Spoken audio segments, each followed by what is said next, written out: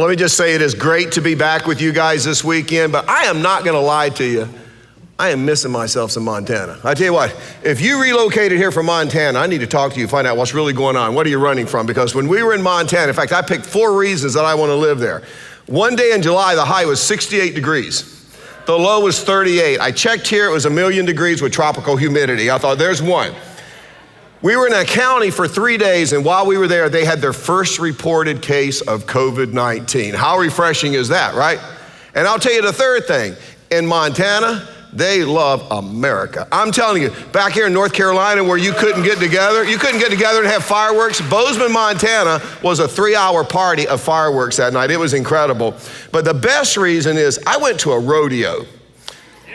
And before the rodeo, the MC said, I want everybody to stand while we pray and ask God to bless this occasion. And I stand, and we stand, and he prays for God's blessing, God's protection, health on the riders. He thanks God for Jesus who made salvation possible and closed the prayer in Jesus' name, amen. I thought a revival was gonna break out right there at a rodeo in Montana. I told Laura, you pull that in Raleigh, ACLU will be on your porch the next day, you know what I'm saying, right? But it's a great place. So I've decided we're scrapping the Fuquay campus, Montana, here we come, and that's where I'm gonna preach every weekend. It's gonna be absolutely incredible. Feel free to come along with me. Now, this weekend, we are starting the third part of an ongoing series that we've been involved with here at Hope over the last few years. We call it Origin Story, and this is a series where we are actually working our way through the Bible. And so each summer we set aside 5 weeks and we look at 5 books of the Bible and we get an overview of these books just to see how they fit into the big picture, how they fit into God's story. And if you were with us a couple of years ago,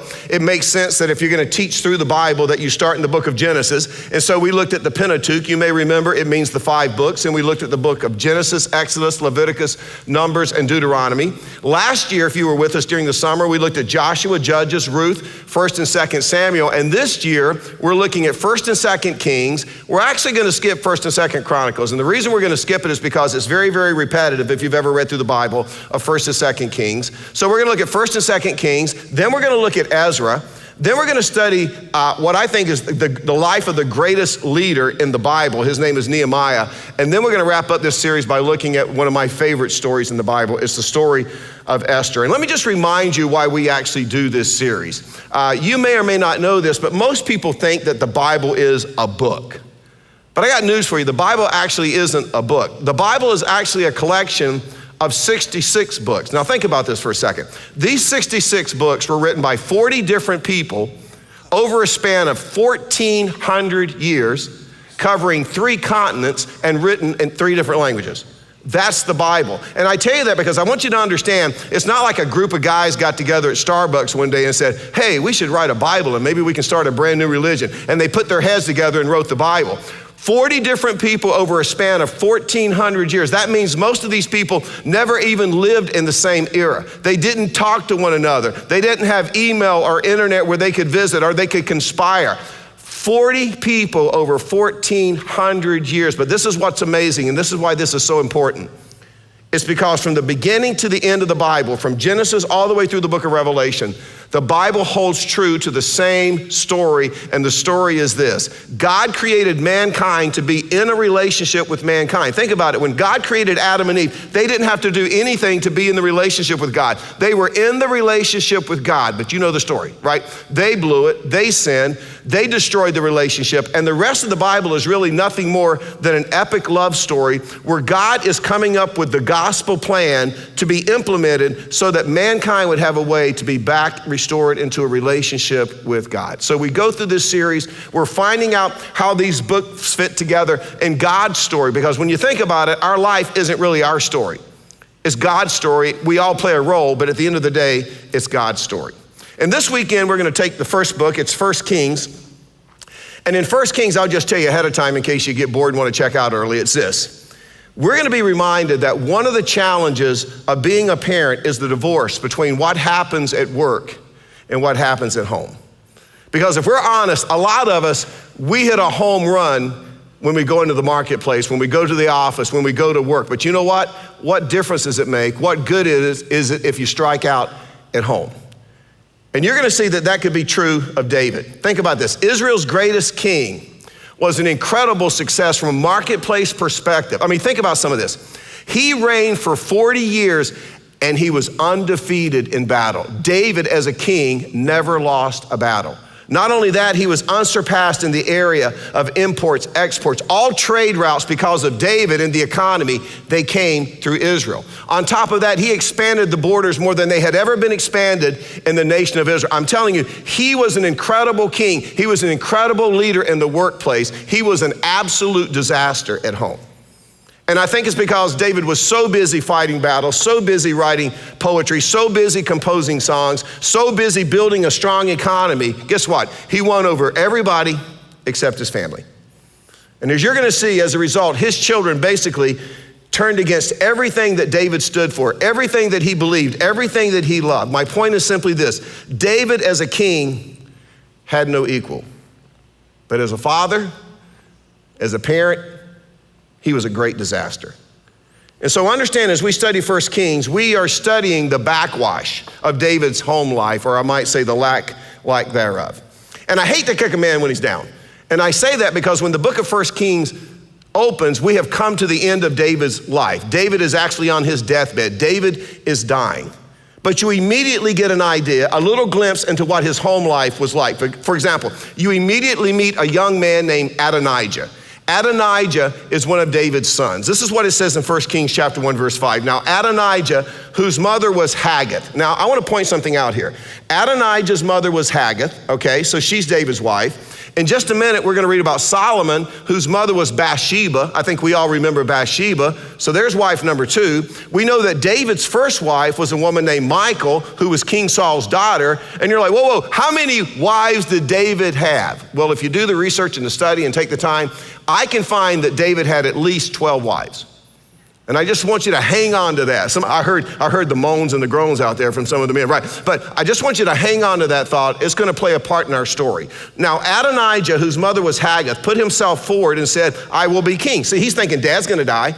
Somebody's got to be king. Why can't I be king? So he got chariots and horses ready with 50 men to run ahead of him. Nothing like a little pomp and circumstance. But notice verse 6. His father had never rebuked him by asking, why do you behave as you do? That verse tells us that Adonijah was never confronted, he was never corrected by his dad, by David. And as a result, Adonijah, he had no idea what was right and what was wrong, and it was because David never ever pulled him aside and says, hey, this is what right looks like, and this is what wrong looks like. And the very same thing could be said of the relationship that David had with another son. His name was Solomon. You're going to discover that he also didn't know right from wrong. And as a result, when Solomon, who actually replaces David as the king, when Solomon takes his place on the throne, everything he's learned about marriage, he's learned from his dad. Everything he's learned about parenting, he's learned from his dad. Everything he's learned about how to lead a nation, he's learned from his dad. And since we know that David was a great leader, it shouldn't surprise us that he was a great leader also. But there's a moment in 1 Kings chapter 2, I want to show you something, where David, it's right before he dies. He pulls Solomon aside and he gives him some incredible advice. Let me show it to you. 1 Kings chapter 2, verse 1. It says, when the time drew near for David to die, he gave a charge to Solomon, his son. I am about to go the way of all the earth. In other words, I'm getting ready to die, okay?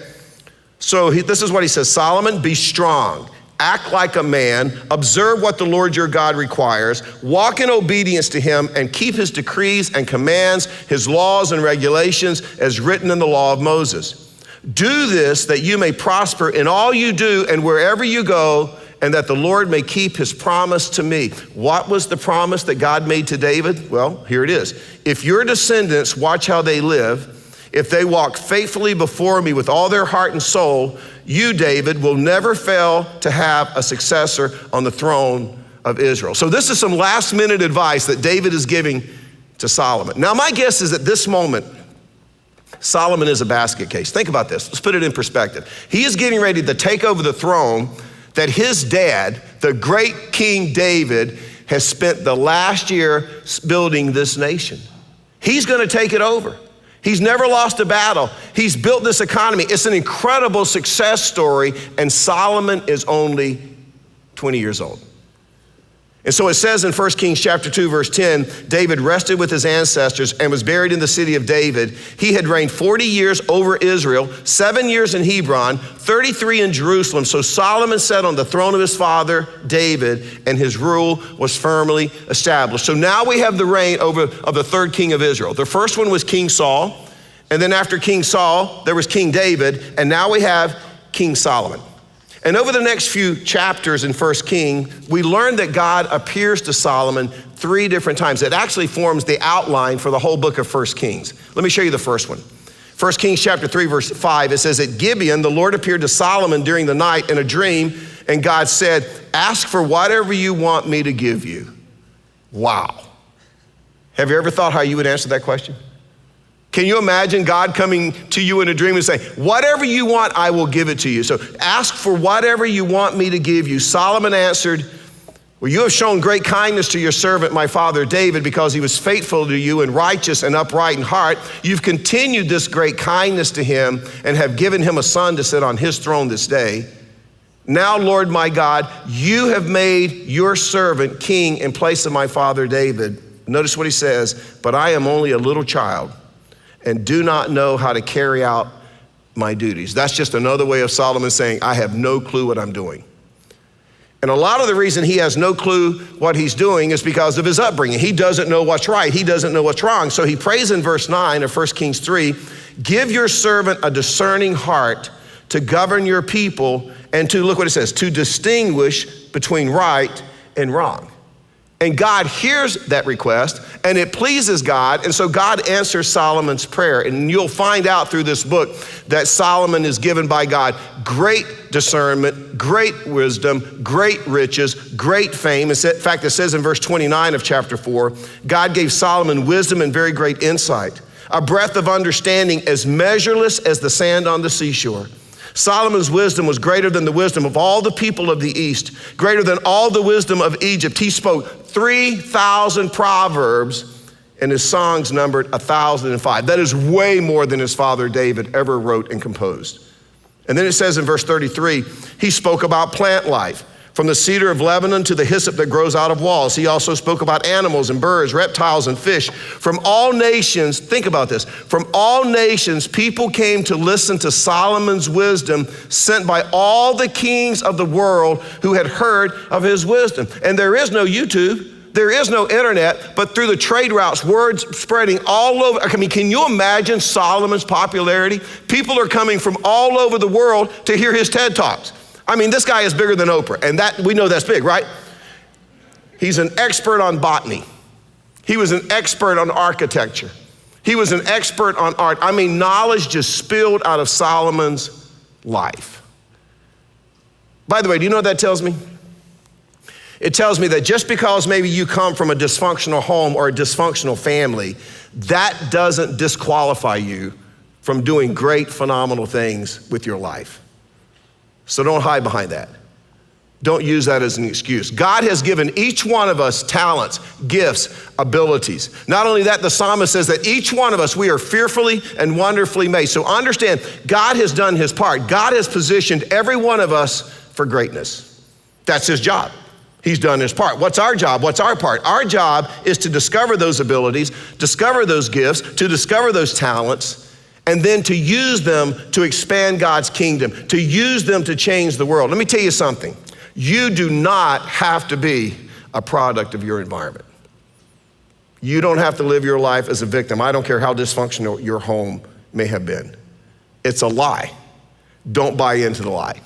Now, when you get to chapter 5, 6, 7, and 8, Solomon finally builds the temple. Remember, his dad wanted to build the temple. Remember that? David had a palatial palace, and he noticed that, remember God in the box, that's the Ark in the Covenant, was still in a tent, and he thinks this is just wrong. I'm in a palatial palace, and God's living in a tent, so I'm gonna build God a temple. But then God says, no, you can't do that. You're a man of war, you got blood on your hands. I need a man of peace. I'll let your son Solomon build the temple. So finally, Solomon builds the temple. It's an incredible structure. It was one of the 7 wonders of the world. And then after he finishes this, by the way, I read just the other day that the precision of the blocks, they were cut to such precision that when the craftsmen slid them together, they made no noise whatsoever. It was an incredible structure, came from the mind of Solomon, from the hands of the craftsmen. And then after they have the temple, well, you gotta dedicate it. I mean, if it's a temple to God, you gotta dedicate a temple. And so Solomon prays a prayer of dedication, little Bible trivia here. It's the longest prayer of dedication of anything in the Bible. And then after this prayer of dedication, they decide we need a worship service. So they have a worship service, not just any worship service. This is a worship service that lasts for 14 days. Now I smile because I remember when we used to meet together as a church, right? Remember those old days? Some of us are here, but we used to all crowd in on the weekends, right? You remember how you felt after the worship leader made us stand for like 3 songs in a row? Like, man, when's that dude gonna let us sit down? He was wearing me out, right? Think about a 14-day worship service. And then when they finally finished this 14-day worship service, it says in 1 Kings chapter 8, verse 66, they blessed the king and then went home joyful and glad in heart for all the good things the Lord had done for his servant David and his people Israel. And I'm telling you, at this point in Solomon's reign, things couldn't have been better. He's off to a phenomenal start. The people are enjoying a time of incredible peace, incredible prosperity, stock market all-time high, unemployment all-time low. There is no fake news. I'm telling you, for Solomon, life is good. And then right at the height of Solomon's reign, God visits Solomon a second time.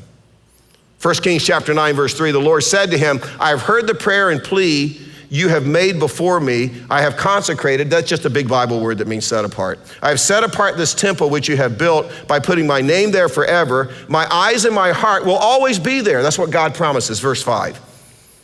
I will establish your throne over Israel forever, as I promised David your father when I said, you shall never fail to have a successor on the throne of Israel. But you'll notice verse 6 of chapter 9, the very first word is what? But.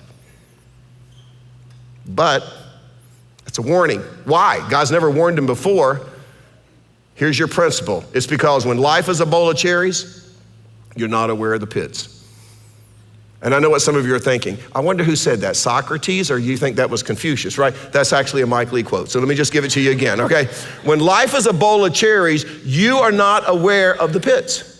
And life is really, really, really good for Solomon. I mean, he is riding the wave, right? And when we find ourselves at those times in our lives, I'm telling you, listen to me, that is when we are the most vulnerable. And that's where Solomon finds himself. And so God warns Solomon in 1 Kings chapter 9, verse 6, but if you or your descendants turn away from me and do not observe the commands and decrees I have given you, and you go off to serve other gods and worship them, then I will cut off Israel from the land I have given them. I will reject this temple I have consecrated for my name. Now, remember that. Remember that, because that's exactly what God ends up having to do. And so you're reading 1 Kings chapter 9, verse 7. Israel will then become a byword and an object of ridicule among all peoples. The temple will become a heap of rubble. Verse 10, at the end of 20 years. Okay, let's think about this. Solomon has reigned for 20 years. We know that he was 20 years old when he took the throne. So now Solomon is 40 years old and he hits the proverbial wall, and guess what he has? A midlife crisis. Jim Conway has written a book, Men in Midlife Crisis, and he describes what happens when a man goes through a midlife crisis. He says 3 major forces converge on the man at this time in his life. First, some biological changes do take place. He's losing physical vigor, muscle tone. His body weight is shifting. That's a nice way to put it. He's losing his hair. I read this and thought I could be the poster child for this guy, right? Death suddenly becomes more of a reality. Secondly, his psychological makeup, his ego, his self-image is affected. He begins to view himself as less of a man because his view of his self-worth stemmed from his physical strength. He may be having trouble or dissatisfaction at work, and because many men draw ego strength from what they accomplish, this may also hurt his self-image. He may think he's not the man he used to be. He may see that he's not going to meet all his goals, or perhaps he has met them and says, so what? Third, the third major area of his life being affected is his social life. The world in very clear tones tells him that there isn't meaningful life after 40, and he can't get a job after 45 or 50. Television commercials continue to affirm that youth is good, age is bad. Because he feels rejected by society, he begins to reevaluate his life in social areas, his relationship to his wife, his children, his career, his colleagues, his friends, the world around him, and his God. Now, I point that out because there's a lot of you tuned in this weekend and you're at that stage. And I will just say, if you're at that stage, you are at the most vulnerable time of your life. Do you know why? Because this is the stage of life where Satan comes along and says this: you still got something to prove. You still got something to prove. And this is why at this stage, many men have an affair. But let me just say, this is no longer just a man thing. Over the last 15 years, this has become just as much of a woman thing. In fact, I had a lady in my office one day. A lady, I'd been in a small group with her and her husband. They had been around Hope forever. This was years ago. And she came in and she said, I just need to tell you first before I tell anybody else, I'm divorcing my husband. I'm like, what? I said, did he cheat on you or something? She said, oh, no. I said, is he abusive in some way? She says, oh, heavens no, he treats me like a princess. And I'm like, and you're divorcing him? And she says, well, we've been married almost 25 years, and we've never really had that sizzle, and we've never really had that spark. I call this the Hallmark movie syndrome, okay? Ladies, you watch Hallmark too much, you start, well, why isn't my marriage like that? Well, it's Hallmark, it's stupid, it's not real. So, okay, so let me just tell you, so we got that taken care of. Don't even watch at Christmas, okay? But anyway, she says there's no spark, there's no sizzle. And so she says, I think I'm still young enough, and I'm obviously still attractive enough. And I'm like, you might want to back that one up just a little bit, because, I'm not so sure about that one, But anyway, I think I can still find the man of my dreams where there'll be that magic and that spark and that sizzle. And sure enough, she divorced him. That's what's going on with Solomon. Like, what is there left in life? You ever read Ecclesiastes? It's his journal. And so with the words of God ringing in his ears and the nation of Israel hanging in the balance, 1 Kings chapter 11, verse 1. King Solomon, however, loved many foreign women besides Pharaoh's daughter. Moabites, Ammonites, Edomites, Termites, Sidonians, Hittites, all the ites. Now notice this. They were from nations about which the Lord had told the Israelites, you must not intermarry with them. Wait a second, hold on a second. Is God a bigot? You can't intermarry with people from other nations? Is he some kind of racist? No, that's not it at all. He goes on and says, why? Because they will surely turn your heart after other gods. Chase talked about this last weekend. That's why in the New Testament it says, if you're a Christian, don't marry someone who's not a Christian. The book of Ecclesiastes says, how can two walk together unless they're agreed? If one's a Christian, one's not a Christian, you're gonna have different principles, different values, different priorities. You're gonna have one way to raise your children. They're gonna have the other way. You're gonna have one way to handle your finances. They're gonna have a different perspective. That's what's going on here. God says, listen, you must not intermarry with them because they will surely turn your hearts after their God. Nevertheless, Solomon held fast to them in love. In other words, Solomon did not learn anything from watching his dad. David had 12 wives. Look at verse 13. Solomon had 700. Yeah, what? Imagine his credit card statements every month, okay? 700 wives of royal birth and 300 concubines. There are just 300 more wives that aren't of royal birth. By the way, we used to have a little song we sang when I was growing up in the Baptist church. Red and yellow, black and white, they are precious in his sight. Jesus loves the little children of the world. That's great theology right there. This would have been Solomon's song. Red and yellow, black and white, they are all precious in my sight. I love all the women of the world. I mean, that's what's going on with Solomon. So it says he had 700 wives of royal birth, 300 concubines, and his wives led him astray. The Berkeley translation says they perverted his mind. They perverted his mind. And it's because these foreign wives, guess what they brought with them into the marriage? They brought all of their foreign gods with them. And as a result, and we'll talk more about this when we go through the book of Ecclesiastes, which is Solomon's journal, Solomon begins to dabble in some levels of immorality that you just can't believe. In fact, what archaeologists have discovered as it relates to Solomon, there's no way I could even talk about in a church service.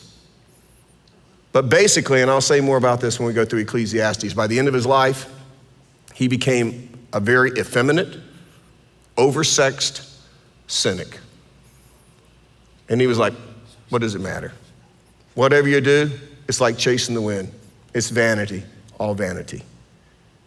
So God appears to Solomon for the third time in 1 Kings chapter 11, verse 9, and it says, the Lord became very angry with Solomon because his heart had turned away from the Lord, the God of Israel, who had appeared to him twice, although he had forbidden Solomon to follow other gods. By the way, David had his issues, but he was never idolater, right? But it says in verse 11, so the Lord said to Solomon, since this is your attitude and you have not kept my covenant and my decrees, which I commanded you, I will most certainly, tear the kingdom away from you and give it to one of your subordinates. In other words, God says, Solomon, I'm not gonna do it in your lifetime. By the way, that's grace. I'm not gonna do it in your lifetime, but Solomon, know this, when you die, the great nation of Israel is going down. The great nation of Israel, okay? The nation that originally had mottos like, in God we trust. One nation under God. Listen, those were original with the nation of Israel. And God says you're going down. And by the way, I can't just skip this. There are some incredible parallels between what's going on in our nation right now and what went on in Old Testament nation of Israel. And it's another series for another time. But I tell you, we're on a slippery slope. I have never said this in my life. And I'm one of those people God's gonna put on the throne, God's gonna put in the White House, God's gonna put in the Senate, the Congress, whoever he chooses. I'm gonna do my part, but God, it says he establishes these things. Romans chapter 13. I will tell you this, I do believe 2020, November, most important election in the history of our country. So let me give you just a little course in how to vote. Not who to vote, how to vote. You vote principle and platform. You don't vote for people and personalities. Because God can do anything with people and personalities. In fact, you know what you're gonna see in 2 Kings? God used some incredibly evil, wicked kings to accomplish what he wanted to happen. I love one of the verses, I think it's in Proverbs 22, verse 1. It says, the hearts of kings are like rivers of water in the hand of God. He just directs them wherever he wants. So just kind of keep that in mind as we're heading into election time. Principles, platforms, not people and personalities. Let me give you, people love it when I bring this chart out because you know there's gonna be some incredible art taking place. But let me just give you just a little. Israel, this is the nation of Israel. Who was the first king? Saul, right? And how long did Saul reign? Okay, I heard you. I heard 40 years. Heard some of you at home. And then David took the throne, and we just talked about it tonight. How long did David reign? 40 years, good. And now Solomon is on the throne. And how long does Solomon reign? 40 years, good. So for 120 years, we have a united kingdom, okay? After Solomon dies, his son Rehoboam takes the throne. It's the way it should be. But yet at the same time, there's another guy by the name of Jeroboam who has nothing to do with Rehoboam. You would think they were twins, but they're not. He's not related to Solomon. He's thinking, why can't I be king? And so there's this conflict that breaks out between Rehoboam, Solomon's son, and Jeroboam, this guy who wants to be king. And as God predicted, write this date down mentally, in 930 BC, there was a civil war. Now you may remember when we talked through the Joshua and Judges that when the nation of Israel went into the promised land, they went in as 12 tribes, they divided up the land to conquer it. When the civil war took place, 10 of the tribes went to the north. They became known as the Northern Kingdom, and from here on out, they are referred to as Israel. 2 of the tribes stay in the south. They're known as the Southern Kingdom. From here on out, they are known as the nation of Judah. The Northern Kingdom falls to the Assyrians in 722 BC, so they made it what? They made it from 930, they made it about 200 years. They were annihilated, and you will find zero evidence of any of the 10 tribes ever today. The 2 tribes in the south, they made it to 586 BC when Nebuchadnezzar swept in with Babylon, destroyed Jerusalem, took many of the Jews into captivity. It was known as the Babylonian period of captivity. We'll talk about this some over the next few weeks. And they were held captive for 70 years. Now I just point this out, think of it as a teaching moment, because as you read through 2 Kings, and hopefully you'll read it before next week, if you miss that, you just won't understand what you're reading. You'll be totally lost. because the writer interweaves what's going on in the northern kingdom, Israel, and what's going on in the southern kingdom, Judah, at the same time. And if you don't have your thinking cap on, you'll get confused. You have to constantly remember Judah, southern kingdom, Israel, northern kingdom. But there's a civil war. And if you were to just read the book of 1 Kings, you would place it at the feet of Solomon. But it really isn't Solomon's fault. It's because David had some issues. David had some character flaws that he never dealt with, and he passed them down to his child, Solomon, and Solomon picked them up, and Solomon took them to a whole new level.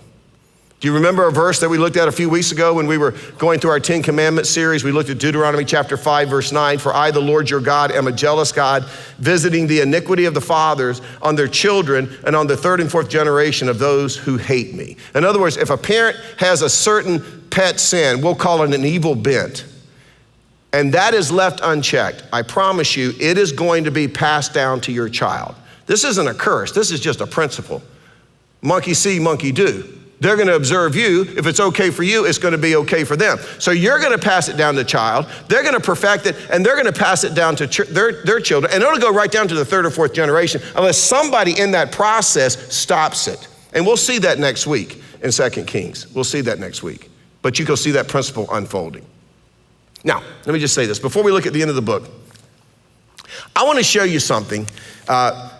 In 1 Kings chapter 16, it's like a breath of fresh air. Like there's all this heaviness and darkness and civil wars, and then all of a sudden there's a breath of fresh air. It's like God does this all the time. We saw it right after Joshua and Judges. What was the next book? Ruth. It's like, oh yeah, Ruth, right? Everybody loves the book of Ruth. It's 1 Kings 16, but before I do that, I came across something this week by C.S. Lewis. C.S. Lewis, if you're not familiar with him, he was a British writer. He was a theologian. He taught at Oxford. He taught at Cambridge. He's written books like Mere Christianity, Screwtape Letters, which is kind of a spiritual warfare book. He wrote The Lion, the Witch, and the Wardrobe, numerous Christian books.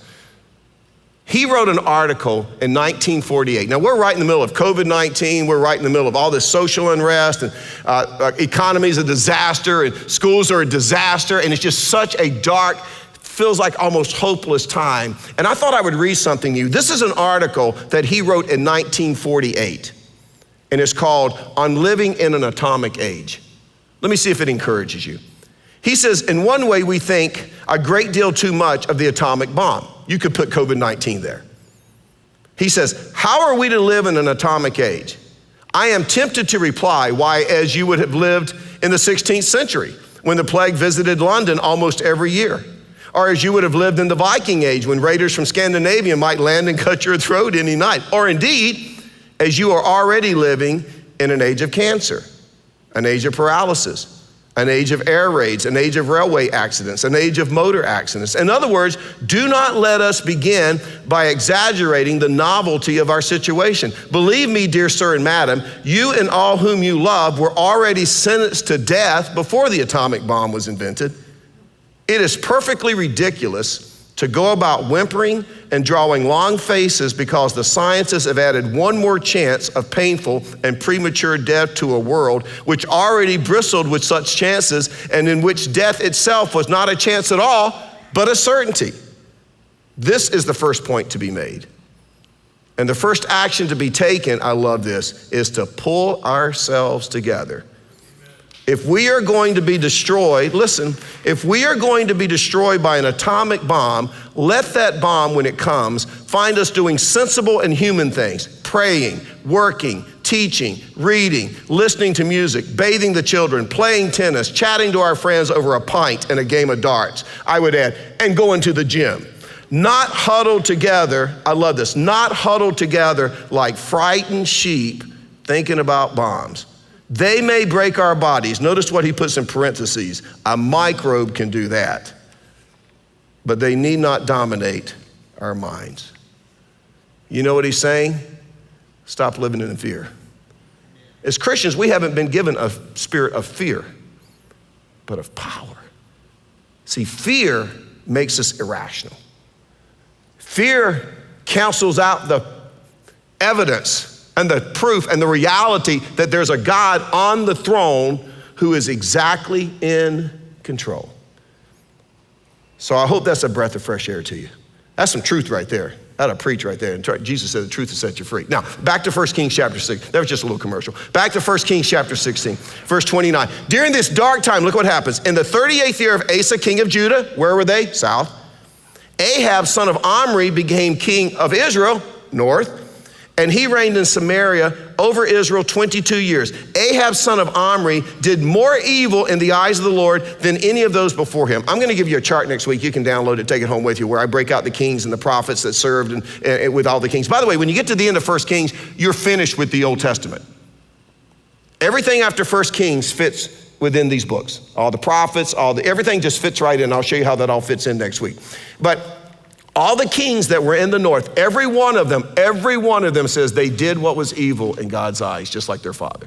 There was not one good king in the northern kingdom, Israel. There were a few who broke the pattern in the southern kingdom, Judah. But what's interesting about Ahab is he's a bad dude. I mean, because it says that he was more evil in the eyes of the Lord than all of those before him. So he's like the baddest of all the bad dudes, right?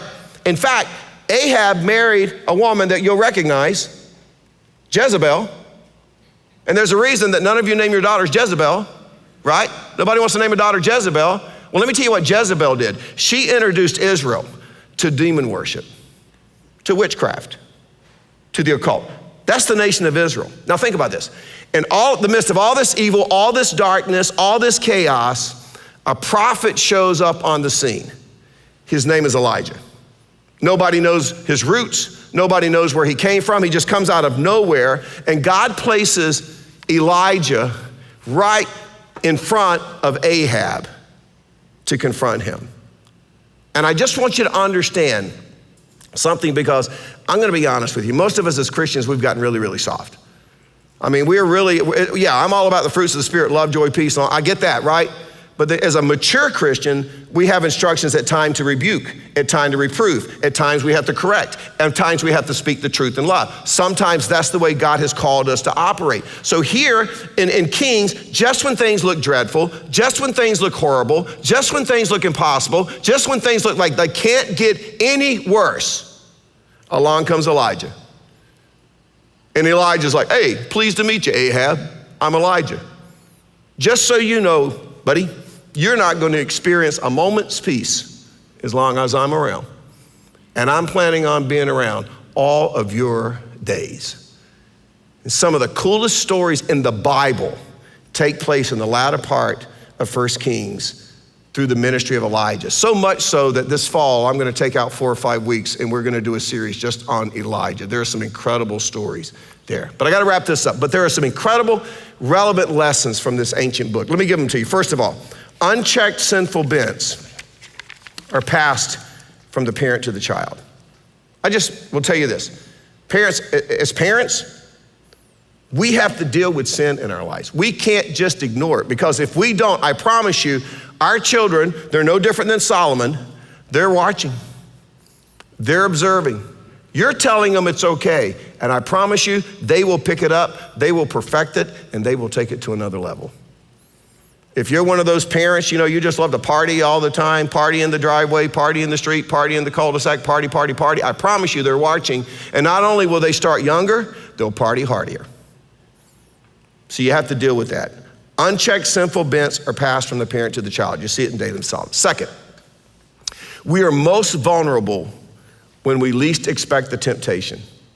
We saw this with Solomon. When things were as best as they could possibly be, he has the midlife crisis. Let me tell you something. You will never live long enough to outlive temptation. So if you ever get to the place where you don't think you're vulnerable, man, you are in a high risk zone. We are the most vulnerable when we least expect the temptation. When I hear people say, maybe they heard someone had an affair or someone did something and they say, I would never do that. I'm like, ooh. You know what Satan thinks when he hears that? We'll see. We'll see, right?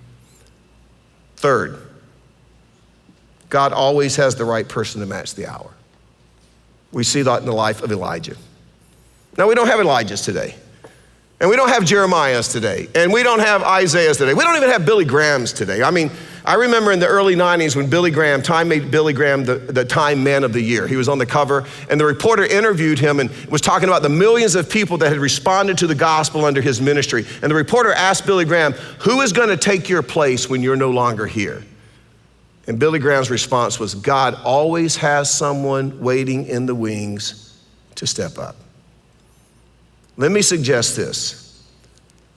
I think as Christians, we have been the silent minority long enough. And I think that it's time for us to step up.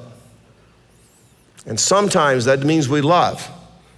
And that means we do all those things that we love doing. But there are some times that you have to deliver a hard message. And sometimes you have to deliver the truth in love. And usually when you do that, as you're going to see in the life of the prophets, it doesn't make you really popular. But it may make you really godly. And here's the last one. When life seems especially dark, God comes especially close. I think we've learned that over the past few months. When times seem especially dark, God comes especially close. As I said, some of the coolest stories in the book of 1 Kings, they're in the latter part, is Elijah, in the darkness of that era, walked close with God. And as a result, God used him to be a voice and to be a light in the darkness. I think this is what God is calling us to. I actually think what we're going through in our culture is a good thing. I think it's a wake-up call to Christians who've been too quiet, who've been too silent, and we've stopped being salt, and we've stopped being light. And God says, now I need you more than ever. And we're either going to step up and stand in the gap, or we're not. But I tell you what, we learned that lesson from this ancient book, this incredible book of 1 Kings. We'll pick up 2 Kings next week. Father, thank you. You're so awesome. When I look at the people say, where's the grace in the Old Testament? Oh my goodness. The nation of Israel for years and years and years and centuries and centuries and centuries, you said, I'm warning you, I'm warning you, I'm warning you, I'm warning you. I'm being patient. You need to get your act together. You need to quit disobeying me. You need to follow my principles and my precepts. I'm warning you, it's not gonna end well. And finally God said, all right, if I let it go on any longer, I'm enabling you. We gotta have some tough love. Father, we don't always like that story, but sometimes that's how you operate. It's how you operated then, and it's how you operate now. It's how you operate sometimes within nations, and it's how you sometimes operate in our personal lives. And so we thank you, and we're reminded that your mercies are renewed every morning, and that your faithfulness is great. That's the God of the Bible. That's the God who sent the hounds of heaven after us. Not us pursuing you, God, but you pursuing us because you love us so much. We thank you for the book of 1 Kings and the principles that we learn from it. In your name we pray, we give you the glory through your son, Jesus Christ. Amen.